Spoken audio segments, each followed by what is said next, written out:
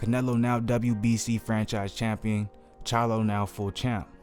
Adding to the crazy confusion of title belts, the World Boxing Council has now created a new world title position with sole Canelo Alvarez being tabbed as the WBC franchise champion.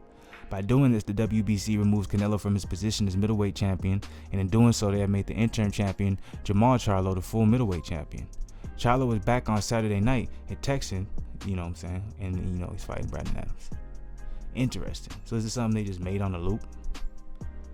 The WB explained the reasoning for the move, which further confuses everyone who follows the sport.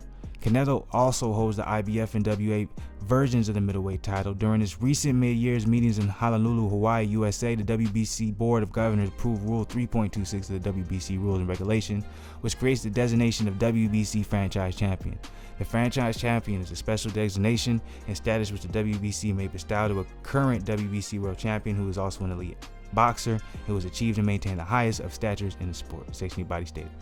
Under Rule 3.26 in its discretion, the WBC may, upon a 2/3 vote of the Board of Governors, designate in each weight category one WBC franchise champion. A franchise champion shall enjoy special status with respect to his or her mandatory obligations, holding multiple titles and competing for titles of other organizations as the WBC Board of Governors rules on case-by-case basis. The WBC is bestowing that honor upon champion Alvarez due to his many accomplishments, which have positioned him as major worldwide attraction in boxing and in light of his unquestionable boxing career linked to our organization. Canelo Alvarez represented the WBC for 11 years with outstanding results in his professional career. And apparently, the WBC outlines certain conditions for the franchise champion. The franchise champion will be designated as WBC Emeritus champion once he retires from boxing. The franchise champion will proudly represent the WBC in every single fight as reigning WBC champion, regardless of any specific conditions or titles being associated with all future fights. WBC rules and regulations will govern under the traditional conditions of boxing in the franchise champion fights. WBC will approve to the franchise champion promoter every opponent scheduled to fight. Franchise champion agrees to participate in a minimum of 2 social responsibility events every year, organized and in conjunction with the WBC. WBC may recognize WBC champion divisions where the franchise champion currently competes, and the WBC may award a Diamond Championship belt in those fights with the franchise champion engages. If the franchise champion loses, the winner will receive the Diamond belt and may be considered as mandatory contender of the division. Some of these comments right here, nice. After Triple G beats Canelo, he fights Charlo for the WBC Super Franchise Champion. Triple G Canelo needs to happen ASAP. Alright, so check this out. Golden Boy Prez, Canelo has options, Triple G is not most deserving. So I was kind of speaking on this on one of my videos earlier, right? I was talking how Triple G kind of seems content with waiting around to get that Canelo rematch, while at the end of the day, a lot of people are saying Canelo may be ducking Charlo. He's still fighting high-level competition, you know what I'm saying? Danny Jacobs was a high-level guy, you know what I'm saying? After he beat Triple G, Danny Jacobs was a high-level guy. Of course, he fought Rocky Fielding, you know what I'm saying? Rocky Fielding, he's still, you know what I'm saying? He's not on the level of Danny Jacobs, obviously, but he's still a good opponent to fight moving up in weight class, you see what I'm saying? So I think now who he fights next is going to matter a lot. And I was saying how they were talking about Canelo fighting Callum Smith in December. It's still, though, you know what I'm saying, who's going to be that fight in September? That's the big question that everybody wants to know. And Triple G think that's going to be him, right? And I was saying, if it's not him, what will Triple G do? Will he be willing to fight Demetrius Andrade if Andrade ends up winning this weekend? You know, I really want to know that. But, you know, in various interviews, Canelo made it clear that Golovkin will have to earn a shot by capturing the world title. We're going to do it the third fight when Canelo wants to do it, Gomez told Yahoo Sports on Friday. Is he interested in it? Of course. There's a lot of other fighters interested in it too. There's no big difference in what he will get paid for a Triple G fight than any other fight.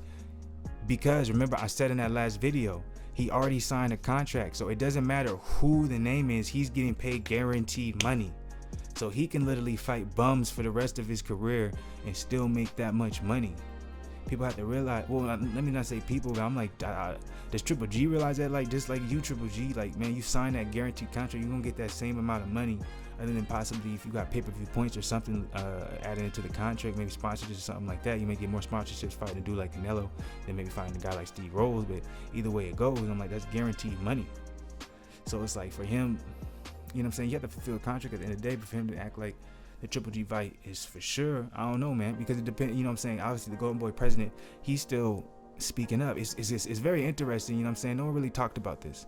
Canelo signed with DAZN for all that money, but he's still managed by Golden Boy. Golden Boy is associated with ESPN and Bob Arum. So it's very interesting how that works.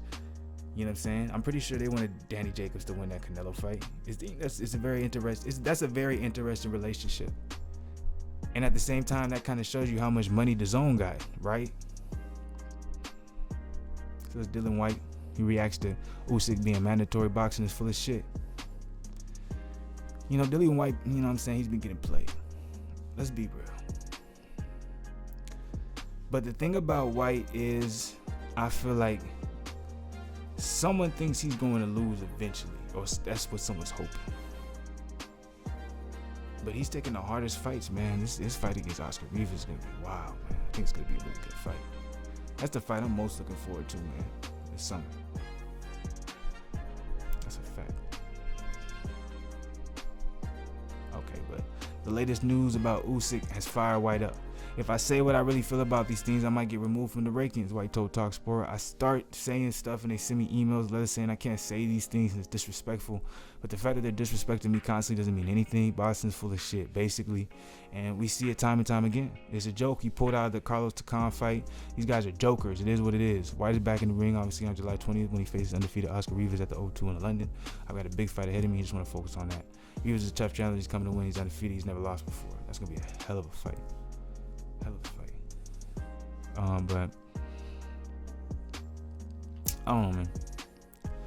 I actually agree. You know what I'm saying? I agree with him. That's a fact. Look at this right here. Usyk's handlers filed their petition to secure the mandatory spot, and the WBO approved the request. Whyte has been the WBC's top-rated challenger for 600 days. He was passed over earlier this year when the WBC made Dominic Brazil ranked at 3, the official mandatory. I said this in a video before. That's how boxing works. A lot of people make the mistake of trying to say that Dylan Whyte was Deontay Wilder's mandatory. No, it was because he was #1 ranked. Just because you're #1 ranked in boxing doesn't mean you're the mandatory for the champion. They can choose whoever they want for the mandatory. Okay? Dominic Brazil at the time was Deontay Wilder's mandatory, therefore that's why he fought him. He didn't. So anyone saying Wilder was ducking Whyte, that's not true. He has to fight his mandatory. That's what the WBC orders. You don't understand?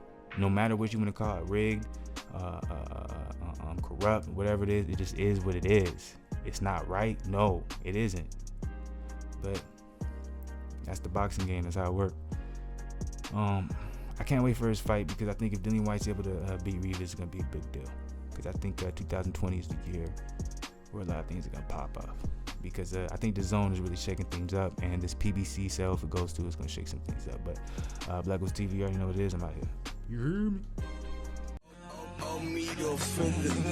I guess it's how I go when you die. Everything will be so perfect.